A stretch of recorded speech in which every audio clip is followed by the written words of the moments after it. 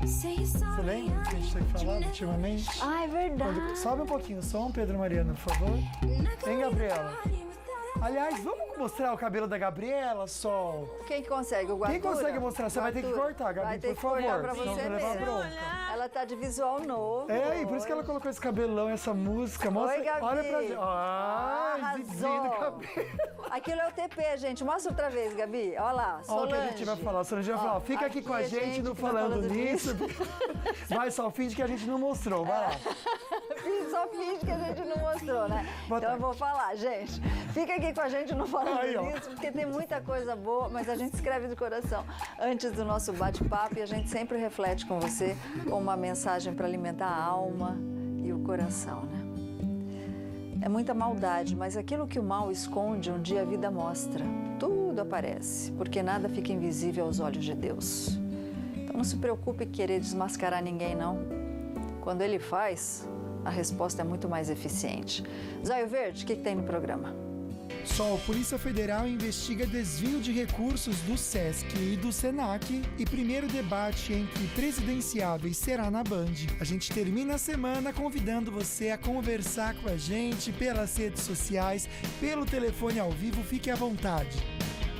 Como o Aleph está fazendo e conversando com a gente, um beijo forte para esse querido amigo. Você pode então participar fazendo sua pergunta, como eu comentei, mas também concorrendo a prêmios, Sol. Você pode ganhar um kit Ortovip e um kit Tracta para cuidar tão bem da sua pele. Vale a pena então você participar. Curtiu, compartilhou, você já concorre. Já também você pode ganhar o kit maternidade da Santa Casa de São José dos Campos, @Falando Nisso Band, você marca 2 amigos e participa também.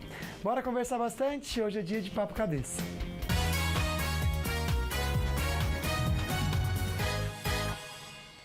A gente comentou na última sexta-feira que nós iríamos repetir um outro assunto, né? Na realidade, vários assuntos ligados ao mesmo problema, de tanto retorno que a gente teve e muita pergunta que ficou de fora. Eu estou falando sobre problemas da visão, Luquinha. Pois são é, muitos, são né? muitos. E as dúvidas são de diversas maneiras, Solange. Para criança, para quem tem mais idade também, porque pensa em catarata, glaucoma, miopia, estrabismo. Quais os principais problemas da visão e aquilo que a gente mesmo pode causar, por exemplo, está cheio de perguntas sobre colírio, sobre coçar os olhos, sobre a vista vermelha. Então, ela está aqui para nos orientar, nos ajudar a evitar esses problemas aí mais comuns.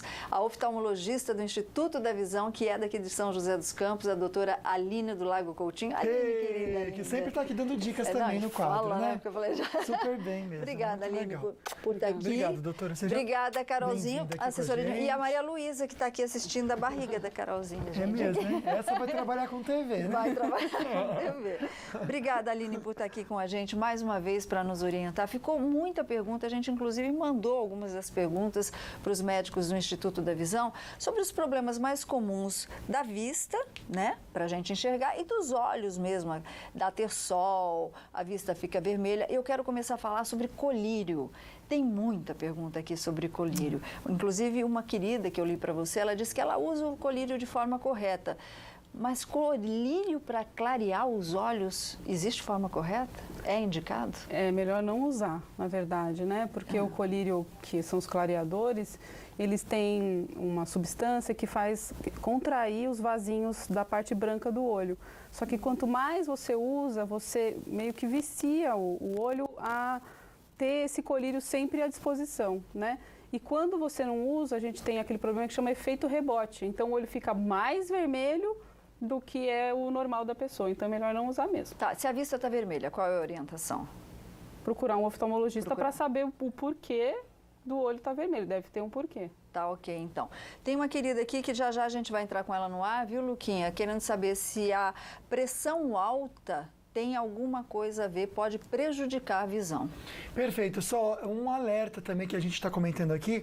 Uma querida falou aqui que na casa dela aconteceu o seguinte com o marido. Ela pediu para a gente nem mostrar. Ele usou um colírio que estava fora da validade e piorou. Diz que era algo que ele sempre usava. O médico falou para ele que tudo bem, ele podia usar quando desse essa irritação. Só que piorou muito, ao ponto dele não conseguir nem enxergar direito com o olho. É perigoso mesmo usar fora da validade o medicamento. Então, na verdade, o colírio aberto, ele dura um mês. Um mês? acredito. É. Qualquer um deles? Qualquer um deles. Dancei. É mesmo? É. Então a gente tem que usar o colírio e depois jogar fora, entendeu? Não pode ficar aberto, porque é como se fosse qualquer outro produto que pode ser contaminado, porque a bactéria entra, o conservante ele não funciona mais. Ok, então. Bom, a gente tem uma pergunta aqui que chegou pelo WhatsApp, diz o seguinte: minha irmã teve conjuntivite, quase perdeu a visão, está aí na telinha, está em tratamento, mas recuperou com óculos, mas mesmo assim está com dificuldade.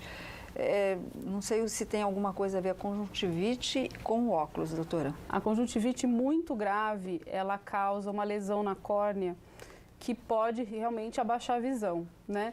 E provavelmente o médico acompanhou essa lesão mais grave e depois tentou corrigir parte desse problema com óculos. Sim, é possível isso acontecer, sim. Tá, então tem que ter um acompanhamento médico para isso. Principalmente as conjuntivites mais graves. E a doutora Camila falou na semana passada que conjuntivite pode ser raro, mas quando não muito bem tratada, dá problema e pode causar até cegueira. A gente conversou sobre isso, Lucas. Pois é, Solange, eu estou com uma pergunta guardada aqui, mas tem alguém na linha. Alô, boa tarde?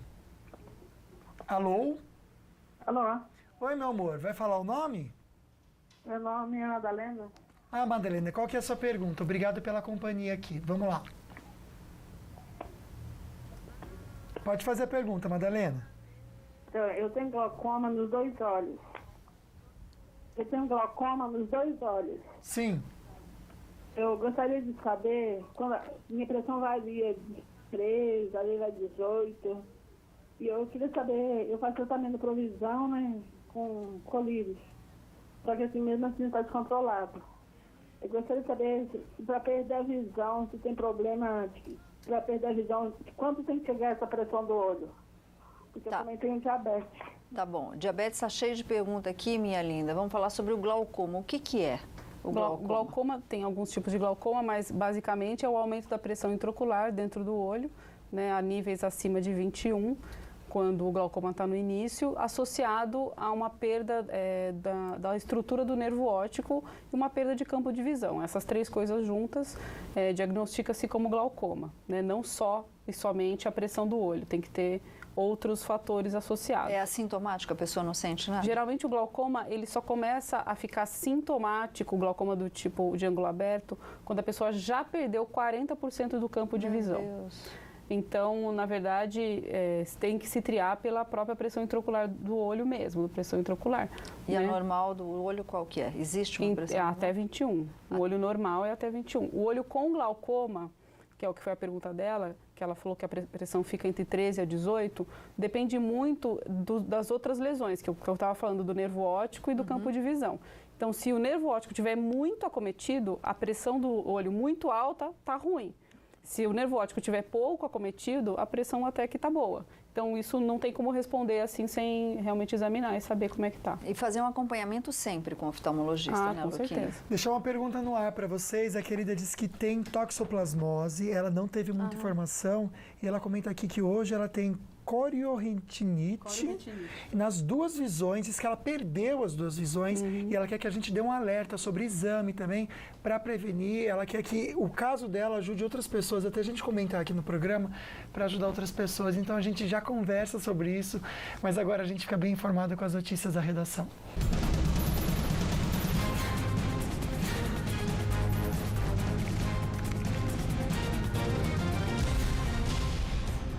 Agentes da Polícia Federal e do Ministério Público Federal do Rio de Janeiro prenderam hoje de manhã o presidente da Federação do Comércio do Estado do Rio de Janeiro. E ela tem os detalhes. Daniela Lopes, ao vivo da redação do Falando Nisso. Boa tarde, Dani. Muito boa tarde, Solange, Lucas e a todos que acompanham aqui o Falando Nisso. Olha, Solange, Orlando Diniz foi preso em um desdobramento da Operação Lava Jato, batizada de Jabuti. E Orlando Diniz, além de ser presidente da FEComércio do Rio de Janeiro, também é presidente afastado do Sesc Rio.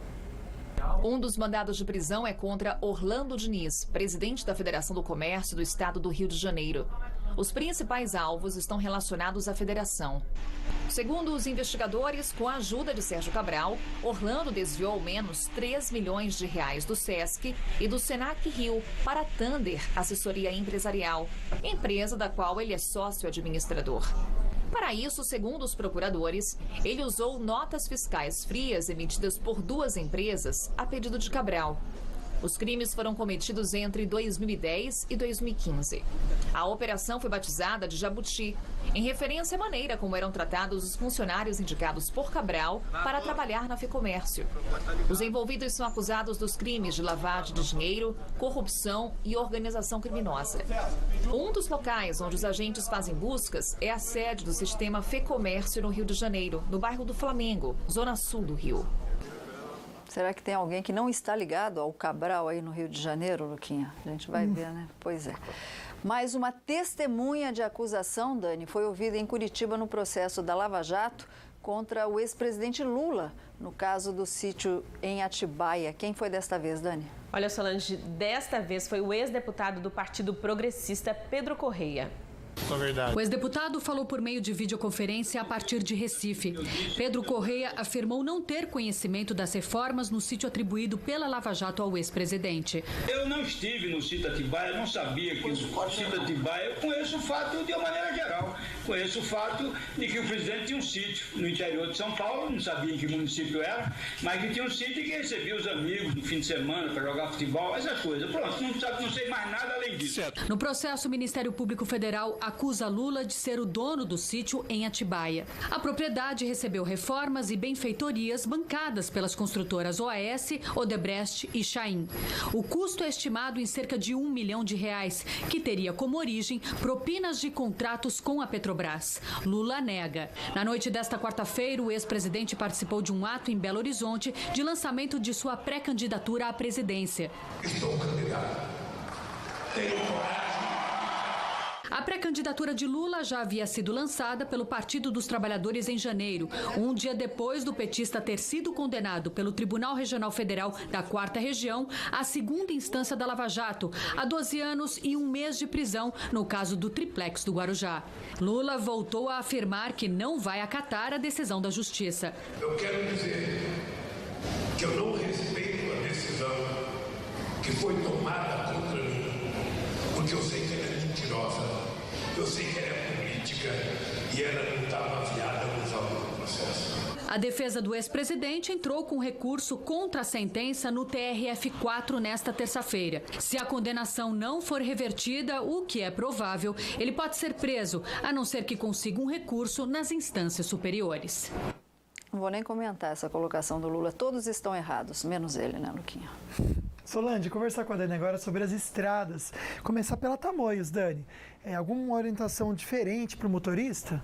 Não, Lucas, por enquanto o trânsito está tranquilo na rodovia dos Tamoios, viu? Teve uma chuva forte no litoral ontem à noite e, por exemplo, a rodovia Rio Santos foi prejudicada logo cedo, a Mogi Bertioga continua interditada, mas a rodovia dos Tamoios não tem problemas não, viu? O motorista segue tranquilamente, só que hoje ainda tem as obras, né? Tem as obras de duplicação a partir do quilômetro 60 no trecho de Planalto e no trecho de Serra tem as obras lá com Pariciga, então o motorista tem que se atentar a isso, viu, Lucas? Na rodovia Presidente Dutra, tem só uma lentidãozinha em São José dos Campos, na marginal do quilômetro 144 ao 145, no sentido São Paulo, ali bem na marginal, ali perto da entrada para os bairros da Zona Leste. Então ali, quem passar por ali vai ter um pouquinho de lentidão, mas não é nada grave no resto da rodovia, tá tudo tranquilo. Nas demais rodovias que cortam aqui a região, também tudo tranquilo, Lucas. Obrigado, Dani. Excelente final de semana. Tem imagens aqui da balsa para quem espera em São Sebastião, 90 minutos de espera, só 1h30. E para quem está em Ilhabela, apenas 30 minutos.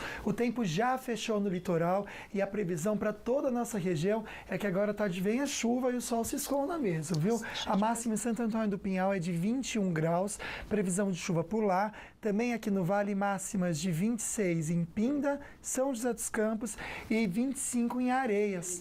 Tempo fechado, como eu já comentei, já está lá no litoral, máximas de 26, tanto em Ubatuba como também em São Sebastião.